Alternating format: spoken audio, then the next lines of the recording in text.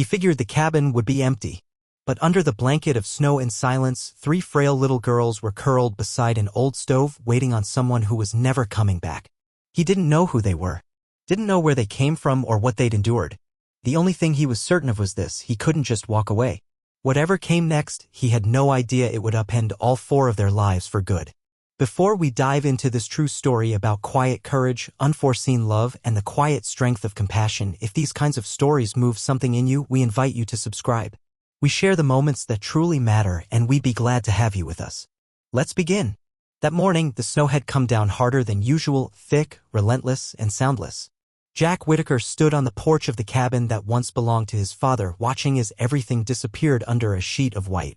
He didn't mind the stillness pressing down on the world. He was used to quiet. Actually, he preferred it. Silence didn't pry. It didn't glance at the upside-down family photos on the mantel.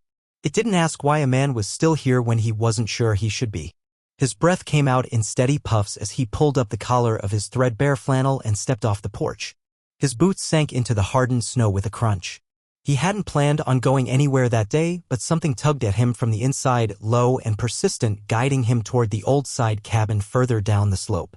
That place had belonged to his dad, mostly used to stash gear or crash during elk season. No one had been inside for years. Halfway there, he almost turned back. The wind had picked up and bit through his gloves like needles. Still, that strange pull came again. Not a voice, more like a memory. His wife used to call it his gut compass. She believed in it even when Jack didn't. The path was almost gone now, buried under layers of snow. But Jack knew the terrain like the back of his hand. He walked slowly, ducking under ice-heavy branches that creaked overhead. When he finally reached the cabin door, something stopped him. The handle was warm. Not hot like a stove, but warm like it had just been touched. Someone had been here. His heart gave a jolt. He hesitated. Then slowly he pushed open the door. It groaned loud on the hinges, letting out a rush of stale air, and something else. A faint smell, part sour, part sweet, like old bread left too long. Light spilled through the doorway. What he saw inside froze him in place. 3 tiny bodies lay huddled together on a worn-out rug in front of the rusted iron stove. They were so motionless that, for a terrifying moment, he thought, God, help him, they might be gone. Then one of them shifted slightly, just a small movement, a cough, a hand reaching blindly for the others in sleep. 3 girls. Their jackets were torn, the edges soaked through. Their faces were pale and sunken in the glow of the doorway light. The oldest, maybe 7, had wrapped her arms around the others like a shield. One of them didn't even have shoes. Another held onto a battered teddy bear dangling by its neck. All of them starving. That deep, skeletal kind of hunger where the bones start speaking through the skin. Jack dropped to his knees, instincts roaring to life. Hey, he said gently, his voice low as he reached toward the oldest. Sweetheart, can you hear me? Her eyes opened slowly. Clouded, dull. No fear. No hope. Just the tired, empty look of someone who'd seen too much too young. Jack pulled off his gloves and placed a hand on her forehead. It was burning. He glanced around the cabin. No bags. No footprints in the snow. Just the girls and the storm still pounding outside. How long have you been here? He whispered, not really expecting an answer.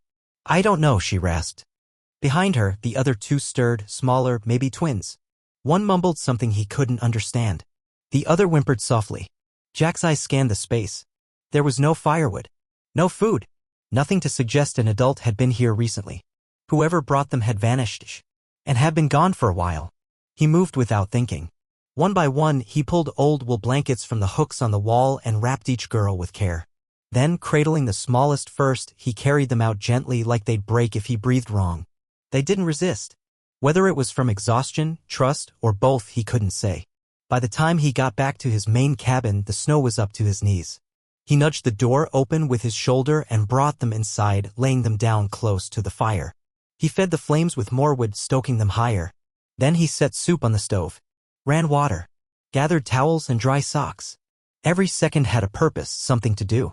But his mind raced. Where had they come from? Who brought them? Why that cabin? As the soup warmed, he sat nearby and watched them sleep. All 3 were still clinging to each other even in their fevered dreams. Cheeks flushed, arms tangled, bodies trembling. He didn't even know their names. That night, Jack sat at his kitchen table, staring into the fire. The storm outside still howled, but inside, for the first time in years, the air was warm. He took a sip of coffee, lukewarm by then, and listened to the storm. What he felt wasn't fear. It was something else. The start of something. Maybe this quiet turning was what grace really looked like. Not thunder. Not miracles. Just 3 starving girls curled up in your living room, changing everything, without a single word. Jack exhaled slowly, only then realizing he'd been holding his breath. "That's a lovely name," he said. Autumn blinked again, then turned her face away. The other 2 girls were still asleep, curled up against her like tiny kittens tucked in for warmth. He watched as she gently reached out and brushed a strand of hair from one of their faces. "My sisters," she whispered. "Clara and Piper." Jack almost smiled. "Autumn. Clara. Piper," he repeated softly, letting the names settle in his mind like lines from a forgotten fairy tale. He mentally matched each name to a face, committing them to memory. "I'm Jack," he said, his voice warm. "It's really good to meet you, Autumn." She didn't answer, but she reached out and accepted the mug from him, her fingers trembling as they wrapped around it. Jack rose slowly and gave her space. It wasn't the right moment for questions. Not yet. A few hours later, all 3 girls were awake, bundled up near the fire like tiny nesting dolls wrapped in layers of blankets. Jack had managed to coax them into sipping a little soup and nibbling on some toast, just enough to put something in their bellies. They barely spoke. Only Autumn would chime in now and then. But the fear that had clung to them like a second skin seemed to have eased. Now they just looked, worn out. He crouched beside them, still unsure of the balance between offering help and hovering too close. "I got in touch with someone," he told them, voice even. "People who might know what to do next. But the phone lines are still down. Could be a couple of days before anyone reaches us." Autumn gave no sign she'd heard him. Piper, the smallest of the 3, held tight to her battered little bear and stared up at him with wide, unblinking eyes. Clara sat beside her, quietly tracing invisible shapes on the wooden floor, her lips moving in a silent rhythm that looked like prayer or memory. Jack softened his tone. "Did someone bring you to that other cabin?" he asked gently. Autumn's whole frame went still. "Our mama," she said, her voice barely above a whisper. "She told us she'd come back." Jack felt something clench in his throat. "She went out to find help?" he asked, already knowing the answer. Autumn gave a faint nod. "Just once." He didn't press her any further. Instead, he sat in silence with them while the fire cracked softly and the wind outside moved through the trees like an old forgotten song. That afternoon, Jack mustered enough nerve to take his old pickup down the ridge toward Pinebridge, a 12-mile drive in good weather. The snow was heavy, the road unforgiving. He made it halfway before the drifts swallowed the road just past the bridge. There was no way through. He turned around. Whatever they had on hand would have to stretch. That night, something unusual happened. As Jack stirred soup on the stove, he caught himself humming. He hadn't hummed anything in years, not since Grace and Lucy. His wife always said he carried music in his hands, not his voice. But here he was now, ladle in hand, a quiet tune on his lips, and 3 little girls in his living room who looked at him like maybe, just maybe, he was more than just a man in a cabin. After dinner, Autumn helped dry the dishes, handing each one to him carefully, like they were porcelain. Jack studied her movements. There was something familiar about the way she moved, cautious, but full of awareness. It reminded him of his daughter, Lucy, like a spark that had once burned brightly but had learned to dim itself over time. "You've done this before," he said quietly. Autumn looked up. "Done what?" "Help in a kitchen." She glanced away. "At the shelter. We had chores." Jack's stomach turned slightly. "Shelter?" She gave the tiniest shrug. "Before the cabin. Mama said we had to leave. Said it wasn't safe anymore." There was something in the way she said it that stopped him cold. Not safe anymore. This wasn't just about poverty or getting lost in the woods. Something had driven them out. Something. Or someone. Later that night, after he'd tucked the girls into makeshift beds near the fire, Jack sat down at the kitchen table with an old journal in his hands. It belonged to Grace. Leather-bound, the pages filled with looping cursive and dried flowers pressed between moments of her life. He hadn't opened it in over 2 years, but tonight he did. He flipped slowly through the pages until he came across a line she'd once underlined twice. "Sometimes God doesn't send angels. Sometimes he sends people who've already walked through hell." He closed the journal gently and looked over toward the hearth. The girls were fast asleep, their breathing slow and steady, rising and falling in unison. And for the first time in a long, hollow stretch of time, Jack Whittaker didn't feel entirely alone. 3 days later, the storm finally broke. Jack stood on the front porch of the main cabin, boots buried deep in snow. The sky above had turned a clear, delicate blue. Frost clung to the trees, turning the mountainside into something almost too beautiful to be real. But underneath that beauty was a sense of urgency. Time was moving, and he couldn't wait much longer. Inside, the girls sat at the table eating scrambled eggs.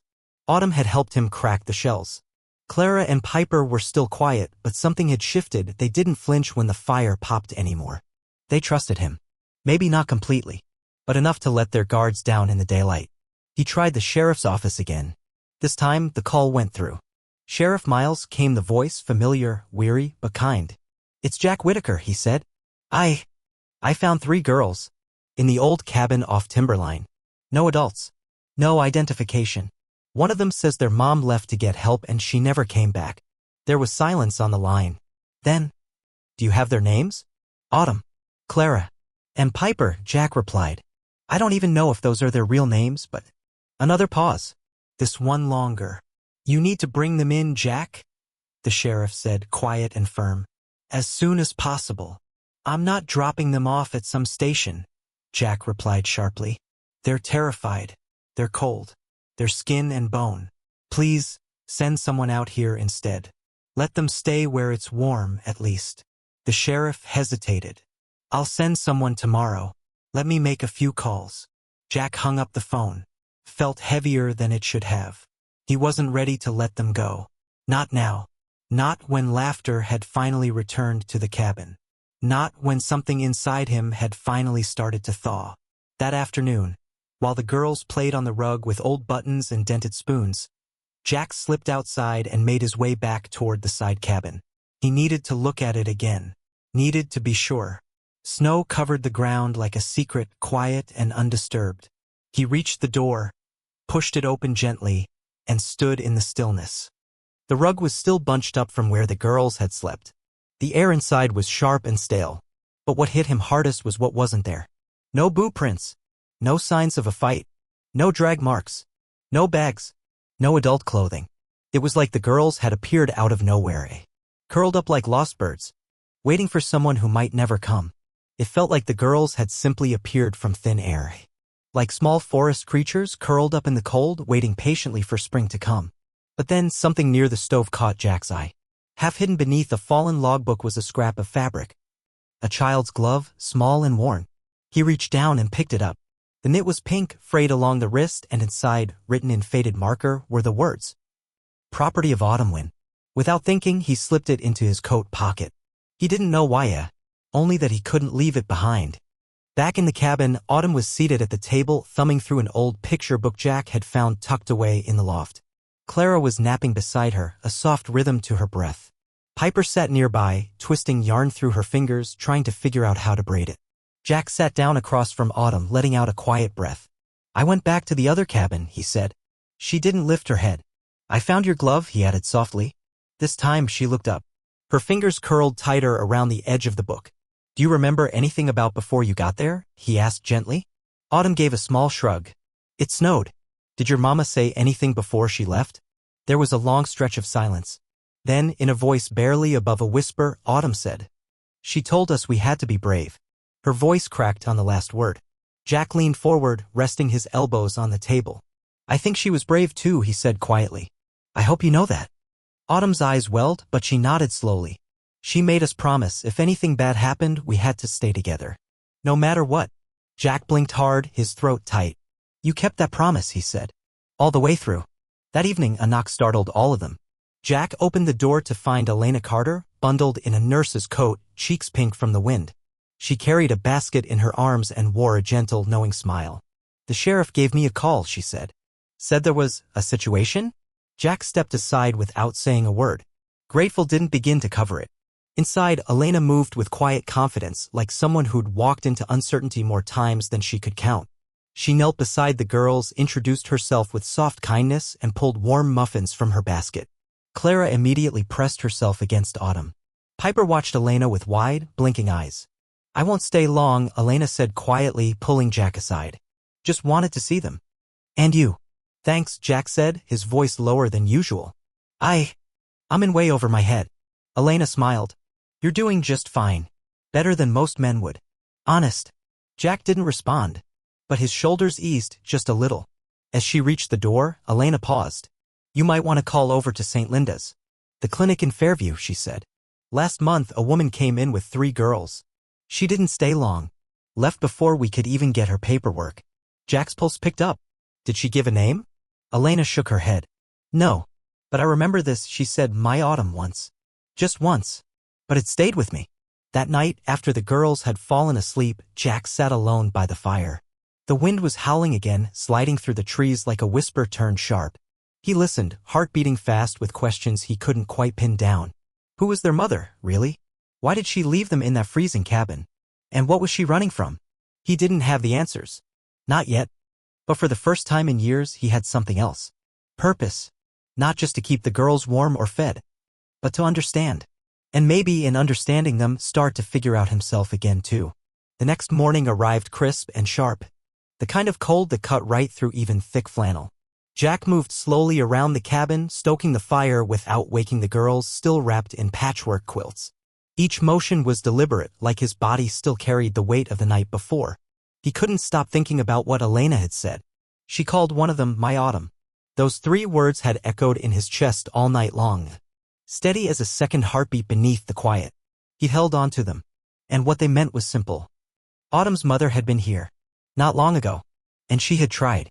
After breakfast and a few quiet chores, Jack slipped into his heavy coat and stepped outside.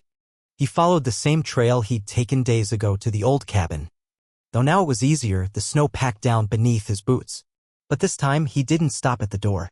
He veered to the east, toward the tree line. There was no path, no map. Just instinct leading his steps. The terrain dipped gently.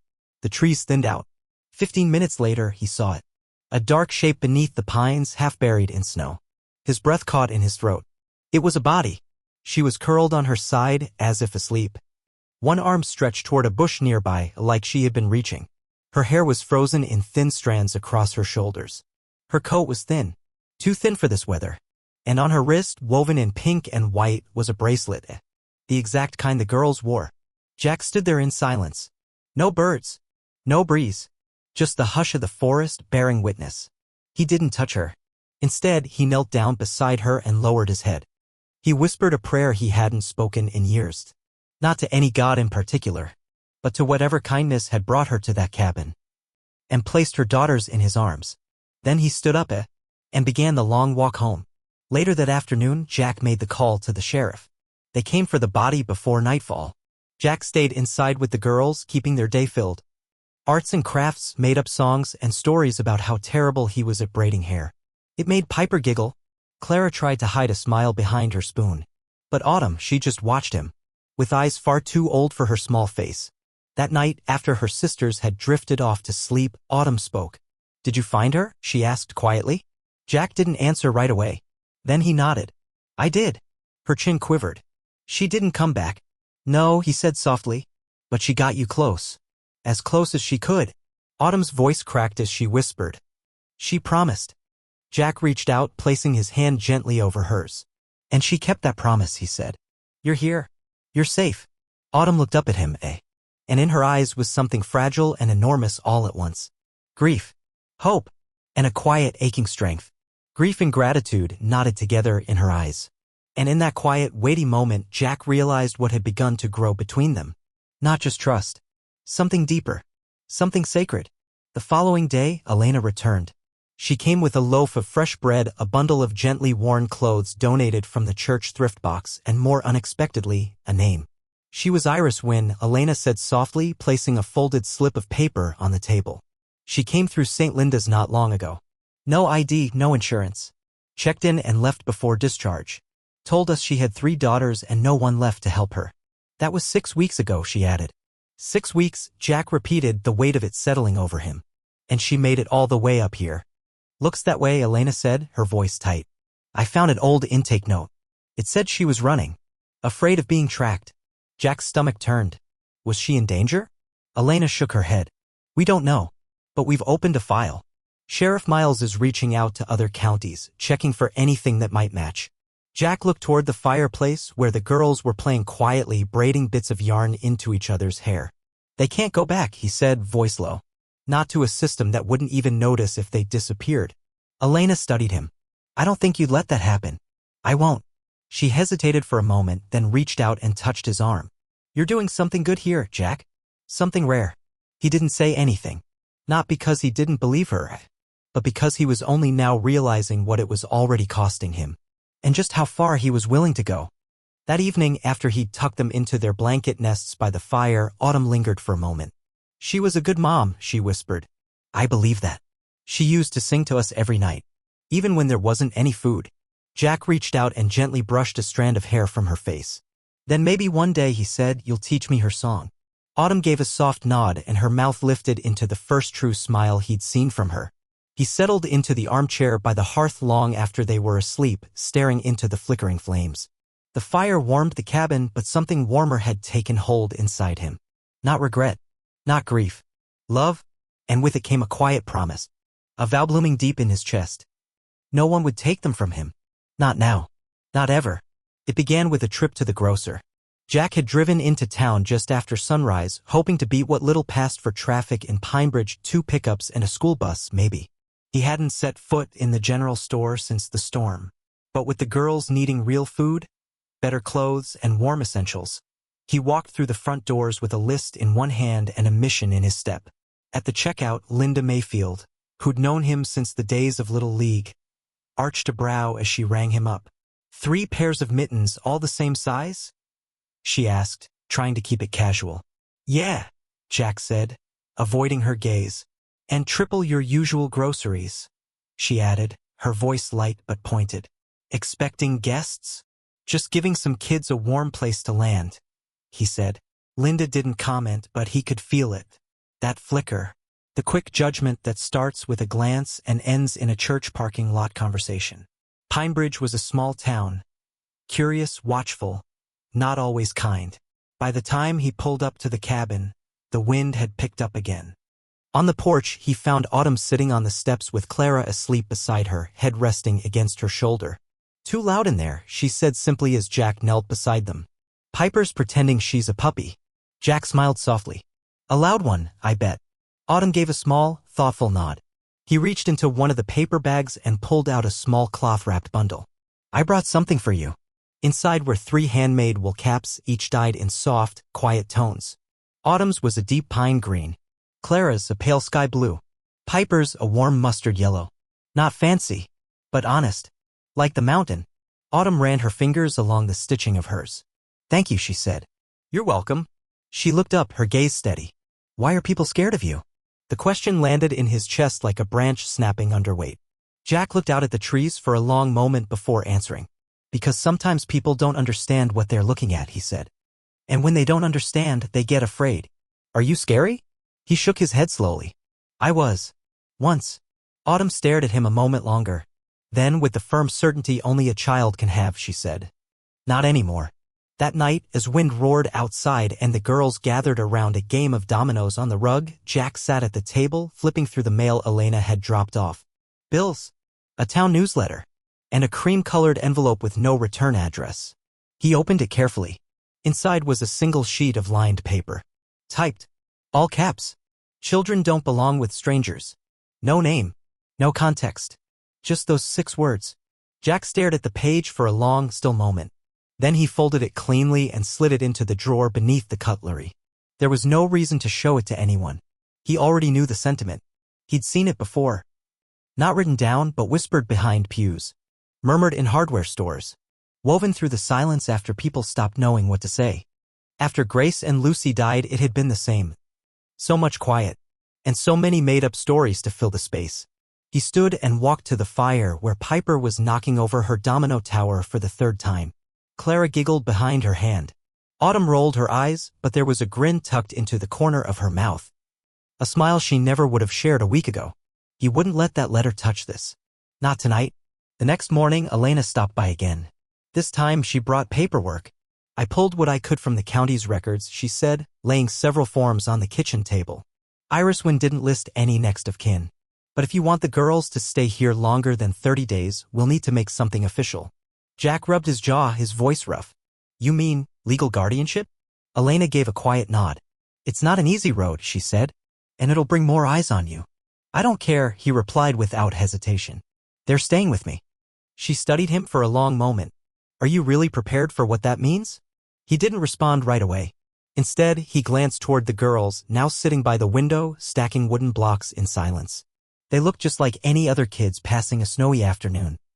Safe. Alive. His voice dropped as he spoke. I lost a family once. Thought I'd never get another chance. Elena's expression softened. Then we'll fight for this one together. Later that week, Jack brought Autumn with him on a trip into town.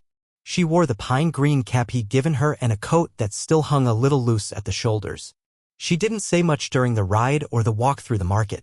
But she noticed everything. The way one man paused to stare at Jack's truck. How a woman turned away the moment she saw the two of them walking side by side down the aisle. At the checkout counter, Linda Mayfield offered a thin smile. It didn't quite reach her eyes. Autumn waited until they were back in the parking lot before she spoke. You said people don't understand, she murmured, but maybe they just forget what kindness looks like. Jack stopped walking. His heart tugged somewhere between sorrow and pride. You're a smart one, he said. Autumn shrugged lightly. Mama was kind, she whispered. Even when people weren't. He looked down at her and gave a faint smile. You carry that same kindness. Autumn's lips curved into the gentlest smile, then, without a word, she slipped her hand into his. For the first time since the girls had come into his life, Jack didn't hesitate. He let her hold it. Not as a stranger.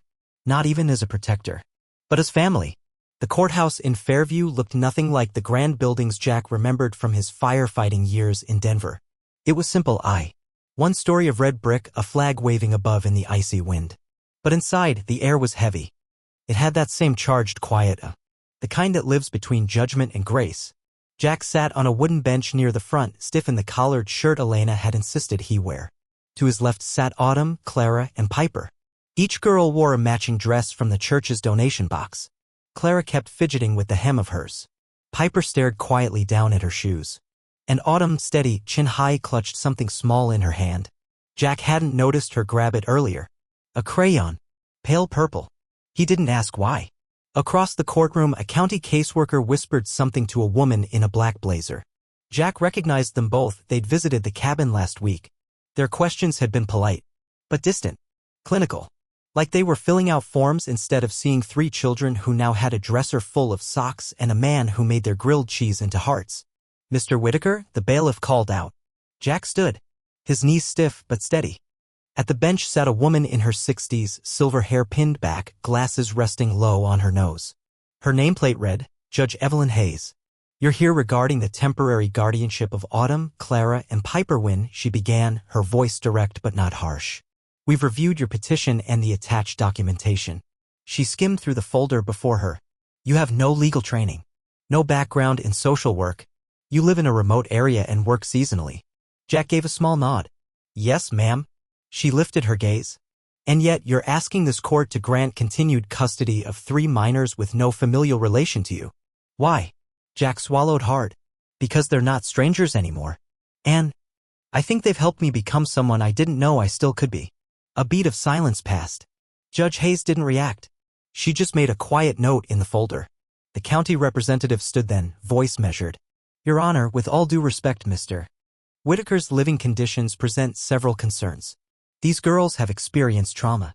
While we acknowledge his efforts, we believe they would be better served in a structured foster care setting. Beside Jack, Autumn shifted. Judge Hayes turned her attention to the girls. Miss Autumn, she asked gently, would you like to say anything? Autumn stood slowly, still holding the pale purple crayon. Her voice was soft, but firm. We don't want another home, she said. We already found ours. The courtroom went still. She unfolded her hand and held out a small piece of paper to the judge. Judge Hayes opened it. It was a drawing. 3 girls holding hands with a man in a red flannel shirt. Behind them stood a cabin surrounded by trees and snow. Above, a sky full of stars. And across the top, one word written in large purple letters. Safe. Judge Hayes stared at the drawing for a long moment. Then she looked back at Autumn. Did you make this? Autumn nodded. Did Mr. Whitaker help you? She shook her head. He's not very good at coloring. A soft ripple of laughter moved through the room. Even the county worker smiled. Judge Hayes leaned back in her chair, still holding the drawing. Thank you, Autumn. That took courage. Autumn returned to her seat. Her shoulders quivered the moment she sat down. Jack rested a steady hand on her back. 30 minutes later, the judge gave her decision. I am granting Mr. Gabriel Whitaker temporary legal guardianship for a period of 90 days, pending a full review. During this time, the children will remain in his care, with weekly check-ins from the county and ongoing support from local services. Jack closed his eyes. Relief poured through him like sunlight after days in the dark. Autumn squeezed his hand. Piper let out a cheer. Clara leaned over and whispered, "We're not leaving. Not today," Jack said quietly. "And maybe," he added with a small smile, "not ever." Outside the courthouse, the snow had begun to fall again. Soft and aimless, drifting like feathers from a quiet sky. Elena stood by her car, arms folded and eyes bright with emotion as Jack approached with the girls at his side. "You pulled it off," she said, a proud smile warming her face. Jack gave a small chuckle. "Let's be honest. Autumn carried us through it." "She saved you," Elena said gently. "Kids have a way of doing that." She glanced toward the girls, then back at him, her voice quieter now. "You know people will be watching you from here on out, right? The state, the town, everyone." Jack nodded slightly. "I know. You ready for that, Jack?" He looked toward the three girls ahead of him, laughing and spinning in the snow like scattered leaves caught in the wind. "No," he said honestly, "but I'm willing." That evening, back in the quiet of the cabin, Jack pinned Autumn's drawing above the mantel. He didn't bother with a frame, just pressed it there with thumbtacks, like a flag flying from the heart of the house. Safe, it read. And for the first time in years, Jack Whitaker believed it. Not just for the girls, but for himself too. The weeks that followed settled over the cabin like a second snowfall. Not cold, but quiet. A hush that softened everything it touched. After the court hearing, something changed inside those walls. The girls started moving differently. Lighter, freer. They laughed more often, walked without flinching, and no longer seemed to brace themselves for the sound of doors slamming or footsteps that didn't belong. They were starting to believe in staying. And so was Jack. He wasn't used to the rhythm of caretaking, but it came to him naturally, the way a river finds its old course again. He found unexpected joy in packing lunches. He learned to untangle hair with coconut oil and patience. He even discovered a dozen tricks to turn oatmeal into something magical. Each little act was a quiet promise. "You're home. You belong. I'm not going anywhere." And the girls answered that love with their own kind of devotion. Piper began sketching pictures of Jack dressed as a superhero, complete with a flannel cape and an axe. Clara took to reading aloud each night, her voice small but determined, sounding out each word like it mattered. And Autumn, who once barely made a sound, had started humming. A habit passed down, perhaps, from a mother who sang through hunger.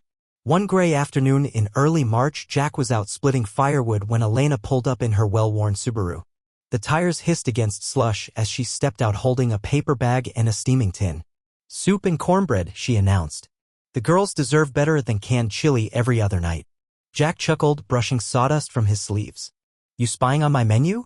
"I've got informants," she teased. Inside, the cabin smelled like cinnamon, pine, and childhood. Piper was busy building a couch cushion fort. Clara was carefully lining up dominoes. And Autumn sat at the table, focused on a pencil sketch she was drawing with surprising care, using a pencil Jack had found out in the barn.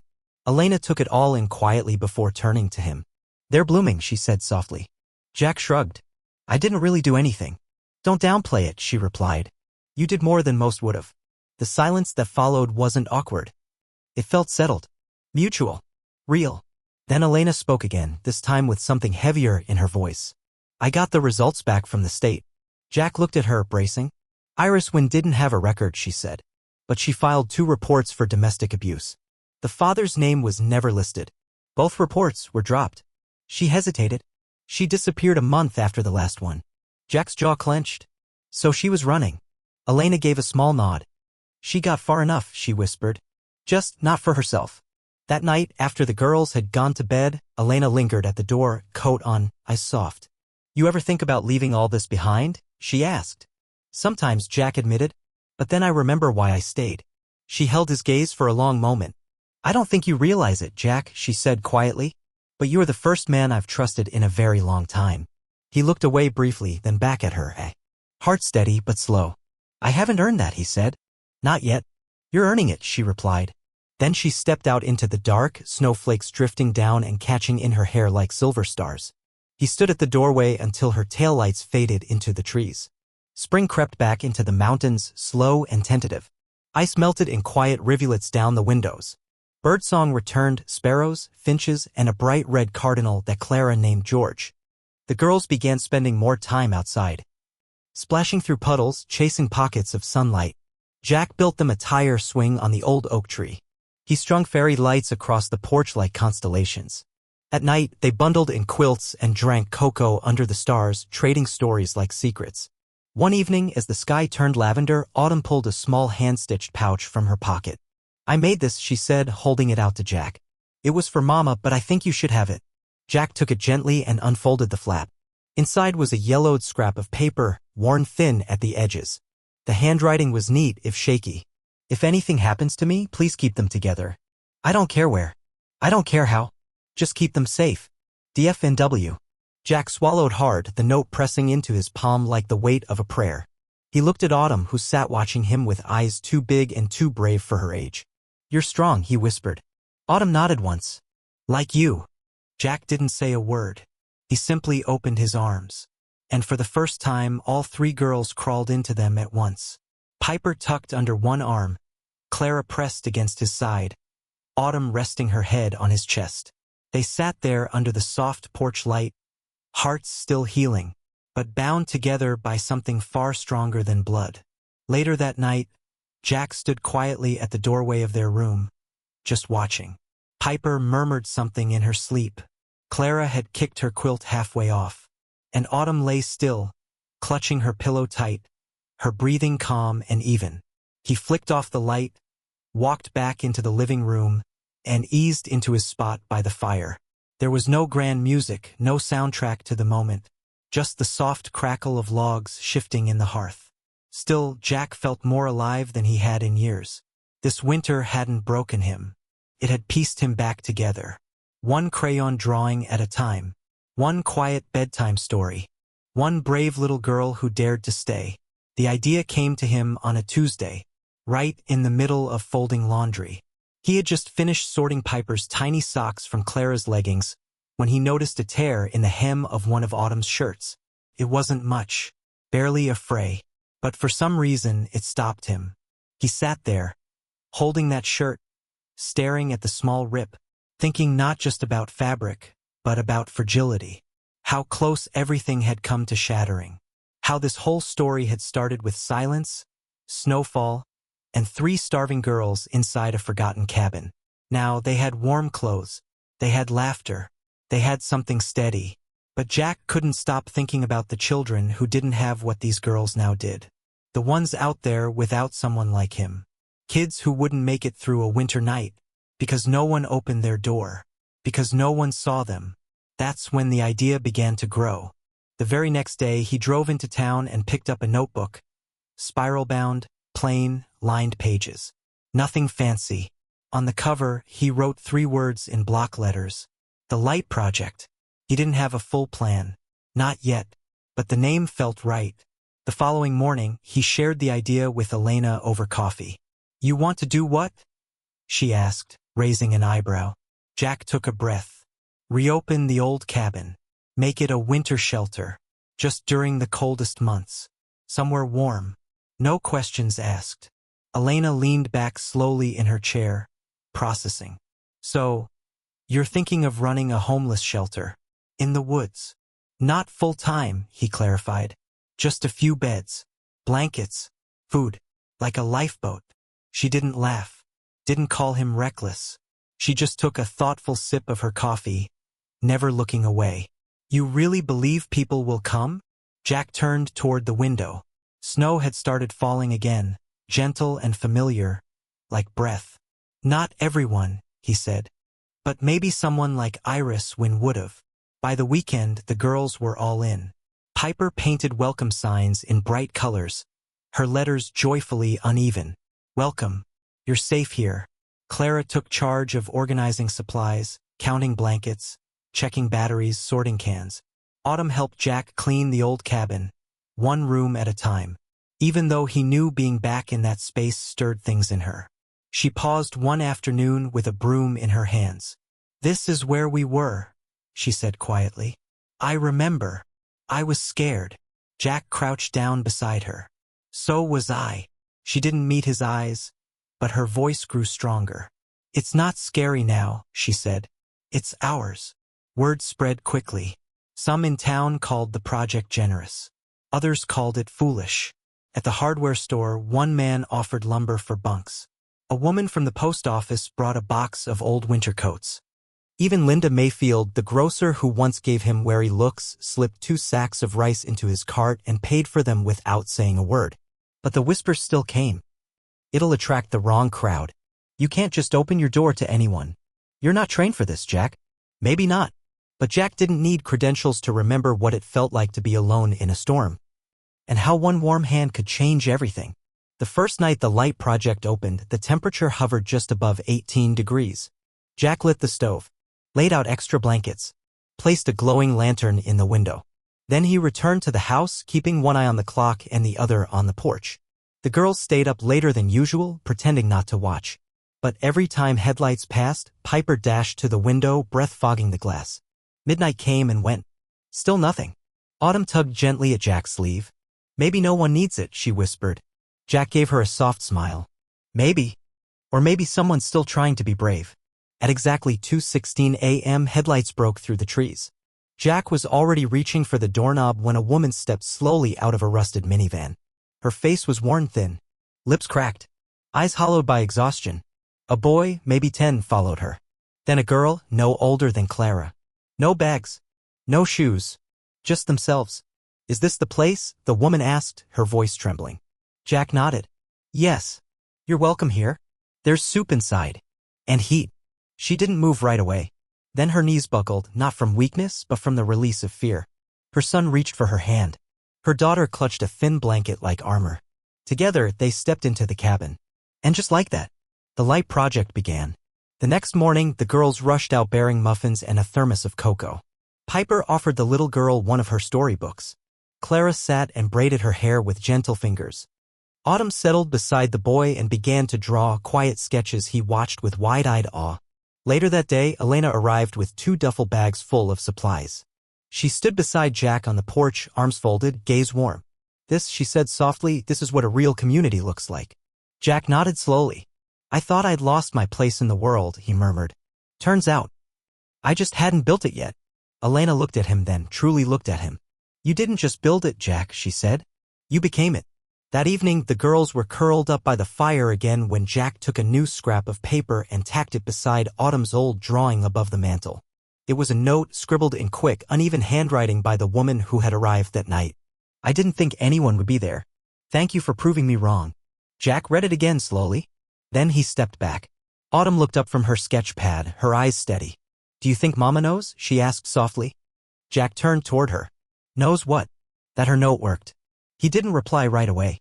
Instead, he reached over, gently took her hand, and gave it a firm squeeze. "I think she'd be proud," he said. "Not just of me, but of you." That night, the porch light stayed on. And for the first time in all its years of standing quiet under the trees, the old cabin wasn't just a place of shelter. It was a light in the dark. A signal. A beacon. The knock came on a Sunday afternoon. The snow had melted just enough to reveal patches of wet earth beneath the trees. Jack was helping Clara hang paper stars along the porch railing. Piper and Autumn were mid-hopscotch on the stone path, chalk smudged on their fingers. It had been the kind of day that felt untouched, peaceful, whole. Until the knock. Jack opened the door and found a tall man in a wool coat standing on the step. His boots were polished, hands clasped neatly behind his back. Late 50s, by the look of him. Silver hair combed with precision. A face built for sternness. His eyes were cool, unreadable, creased more from habit than feeling. "I'm looking for Gabriel Whitaker," he said plainly. "You found him," Jack replied, cautious. The man pulled a folded letter from his coat pocket. "I believe you're harboring my granddaughters." The world around Jack seemed to pause. His heart didn't beat, it braced. I'm sorry, he said, voice low. The man held out the letter. Their mother was my daughter, Iris Wynne. Behind Jack, Autumn had quietly stepped into the doorway. When she saw the man, her breath caught in her throat. That's him, she whispered. Jack stepped outside, gently pulling the door shut behind him. They sat at the picnic table beneath the trees. The air carried the scent of damp earth and pine needles and something else. Memory faded and unspoken. The man introduced himself as Henry Wynne, a retired attorney from Denver. I hadn't spoken to Iris in years, he admitted quietly. I didn't agree with how she chose to live. And she didn't agree with much at all. Jack folded his arms. She may have made some mistakes. But those girls? She loved them with everything she had. Henry nodded slowly. Yes, he said. She did. For a while, neither of them spoke. The wind moved through the branches overhead, shaking loose a few pine needles that fell like whispers. Finally, Henry cleared his throat. I'm not here to argue the past, he said. I'm here because I just found out she's gone and that the girls are still alive. A distant cousin saw a piece on your shelter. Recognized their names. I had no idea. Jack's jaw tightened. They're alive, he said. And they're finally safe. Henry studied him with the measured calm of someone used to courtrooms. I want what's best for them. So do I. I have a home, money, a support network. They'd have opportunities, schooling, therapy, structure. Jack didn't blink. They already have that. Right here. Henry didn't respond with an argument. Instead, he delivered the line that turned Jack's stomach. I intend to file for custody. That night, long after the girls had gone to bed, Jack sat alone by the fire. The flames flickered across the walls, but their warmth couldn't touch the weight sitting on his chest. Autumn had picked up on it, of course. She hadn't said much since Henry left, but the change in her was clear. Her shoulders drawn in. Jaw set.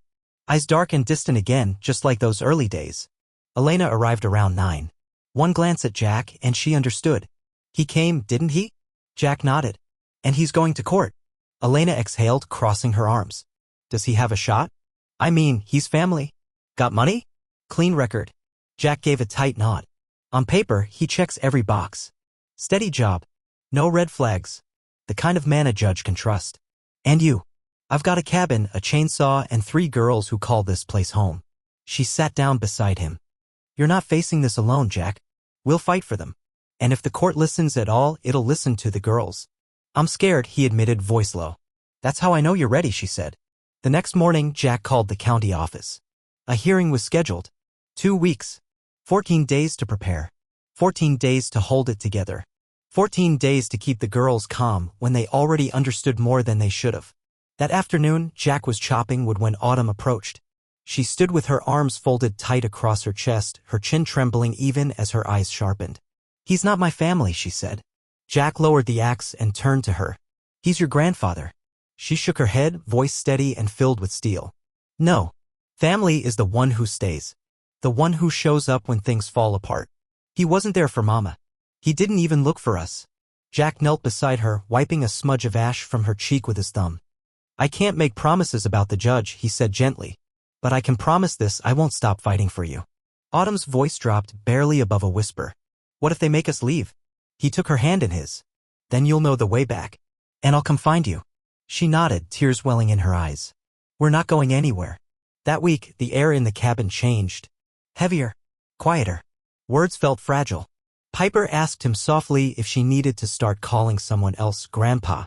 Clara had started waking in the night, slipping quietly into Jack's room and curling up on the floor beside his bed without a word. Jack tried to keep everything feeling steady. Meals at the same time. Stories by the fire. Warm mugs of cocoa. But each smile felt like it didn't fully belong to them yet. Every light-hearted moment felt like it could vanish too easily. Elena came around more frequently.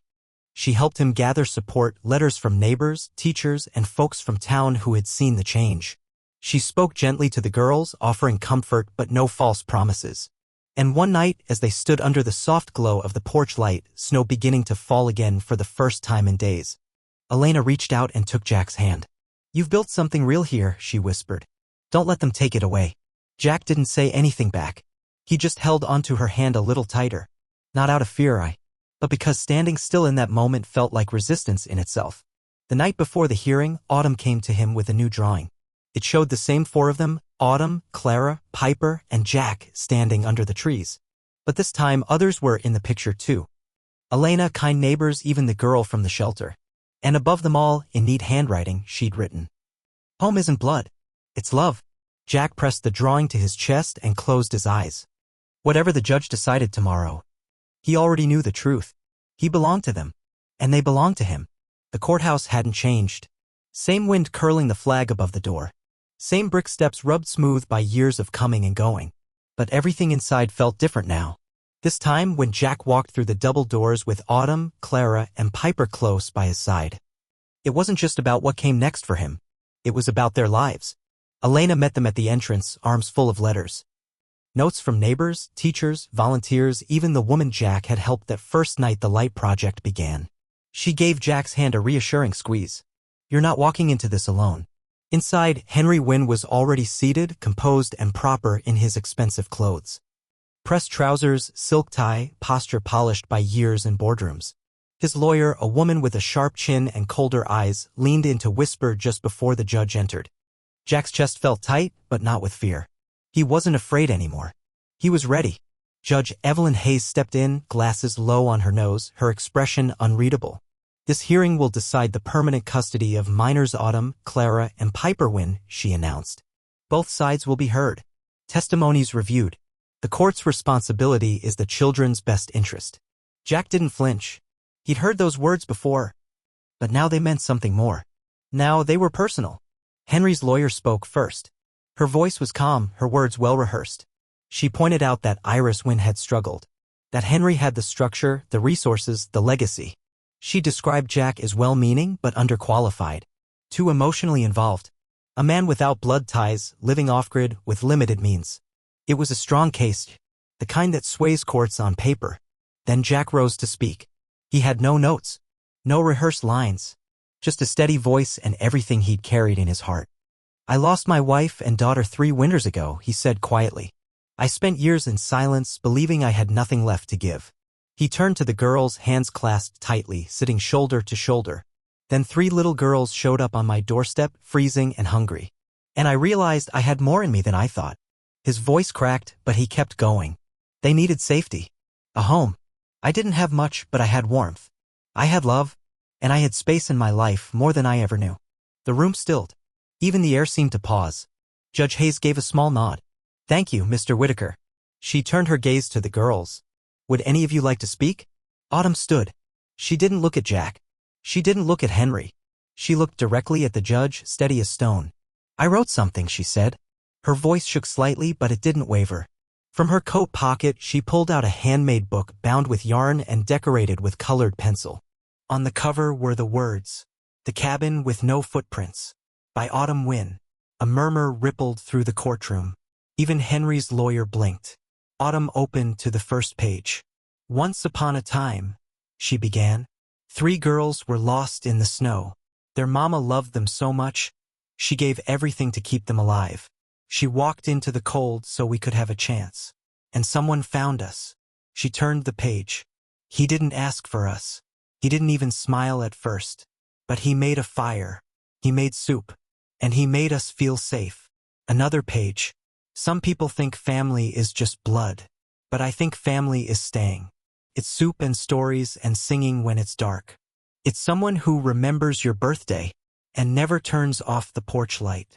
She gently closed the book. "We want to stay," she said. "He's our home now." A long silence followed. Even the bailiff discreetly wiped his eyes. Judge Hayes turned to Clara and Piper. "Do you agree with your sister?" Both girls nodded. Piper's chin trembled. Clara reached for Autumn's hand. Henry stood slowly. His face was unreadable. "I never wanted to take anything away from them," he said. "I just wanted a second chance." Judge Hayes looked at Henry for a long, thoughtful moment, then shifted her gaze to the girls. "To some, this case may seem complicated," she said, her voice steady. "But to the hearts involved, it's beautifully simple." She rested her hand gently on the little book that Autumn had read from, then set it down on the bench before her with quiet care.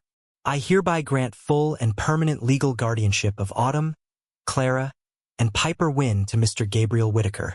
A collective gasp filled the courtroom. Then, like an uncoiled spring, The girls leapt from their bench, arms flung around Jack in a tangle of limbs and tears and joy. "We get to stay. We get to stay," Piper chanted like a song over and over. Clara clung to Jack's sleeve, as if afraid he might vanish. And Autumn, quiet as ever, just pressed her forehead against his chest. She didn't say anything. She didn't need to. After the room had emptied, Henry approached, his face softer than before. The girls still held tightly to Jack, their smiles radiant. "They look happy," Henry said, voice low. "They are," Jack replied without hesitation. Henry stood still for a moment. Then he held out a hand. "If you're open to it, maybe I could visit sometime. Try to be something better." Jack looked at him, long enough for the pause to mean something. Then reached out and shook his hand, firm and grounded. "Start by sending letters," Jack said. "They love getting mail." Henry nodded, eyes damp. "I will." That night, back at the cabin, they pinned Autumn's handmade book to the wall, right beside her old drawings above the fireplace. A new story. A new legacy. Rooted in hope. Later, Jack stepped out onto the porch where Elena was waiting. The stars lit up the mountains, casting silver across the snow. "You did it," she said softly. Jack gave a quiet smile. "We did." Then she turned to him and kissed him, slow and certain, filled with everything neither of them had ever needed to say aloud. And in the stillness that followed, Jack Whittaker finally let himself believe in something he hadn't dared in a long time. Forever. 12 months passed like breath on a window pane. Subtle. Fleeting. Yet deeply etched into everything. The mountain changed as it always did. Thawed into spring, turned golden in summer. Then wore white once more. But the cabin was different now. No longer a quiet place to hide. Or a monument to sorrow. It had become alive. Filled with music. The clatter of pots. The creak of the screen door.